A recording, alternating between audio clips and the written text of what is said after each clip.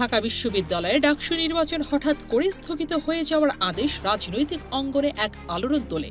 স্থগিতাদেশ মানেই কার্যত ডাকসু নির্বাচন হওয়ার আর কোনো সুযোগ থাকত না, কারণ আপিল করলে তা আদালতে সিরিয়ালে পড়তে 2 দিন সময় ব্যয় হতো, আর 2 দিন পরেই টানা 15 দিনের ছুটি।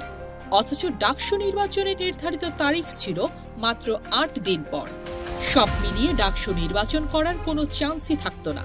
বিশ্ববিদ্যালয়ের কর্তৃপক্ষ থেকে শুরু করে সাধারণ শিক্ষার্থীদের মাঝে হতাশার ছায়া নেমে আসে। কিন্তু ঠিক এই মুহূর্তেই সামনে আসেন অ্যাডভোকেট শিশির মনি।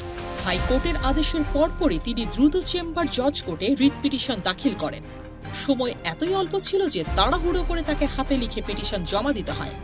দিনের একেবারে শেষ সময়ে আদালত এই স্থগিতাদেশ বাতিল করে, ফলে অনির্দিষ্টকালের জন্য ডাকসু নির্বাচন বন্ধ হওয়া থেকে বেঁচে যায়।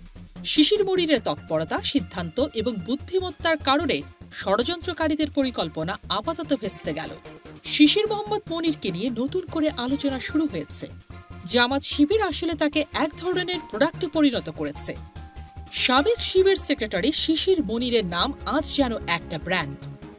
শেখ হাসিনার আমলে ঢাকা বিশ্ববিদ্যালয়ে নির্যাতিত ছাত্রদের জন্য একাই লড়েছেন, অনেক সময় বিনামূল্যে, অনেক মামলাতেই জিতেছেন।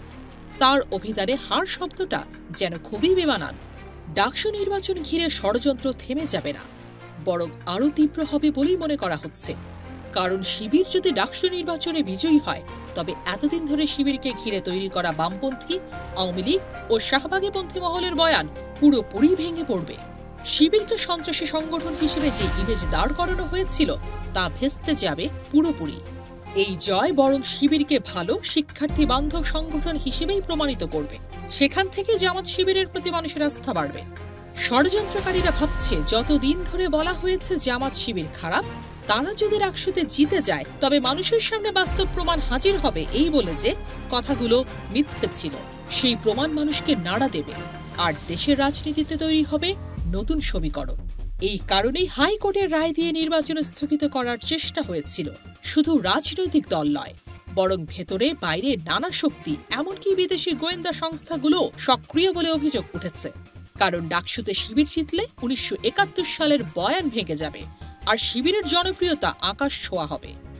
আর শিবির মানেই জামাতের জনপ্রিয়তা, ফলে জাতীয় নির্বাচনে জামাতও সরাসরি উপকৃত হবে। সবকিছু মিলিয়ে ডাকসু এখন এক নিখুঁত গেমের অংশ। খেলা এখনো শেষ হয়নি, সামনে আরো বড় চ্যালেঞ্জ অপেক্ষা করছে। প্রশ্ন হচ্ছে, সাদিক কায়েব, এস এম ফরহাদ, মহিউদ্দিন আর তামান্নারা কি পারবে এই গেমের শেষ পর্যন্ত টিকে থাকতে? জয়ী হতে পারবে কিনা সেই উত্তর এখন খুঁজছে পুরো ক্যাম্পাস, খুঁজছে পুরো জাতি। দর্শক, আপনাদের কি মনে হয়? মন্তব্যের ঘরে জানিয়ে রাখুন আপনার মতামত।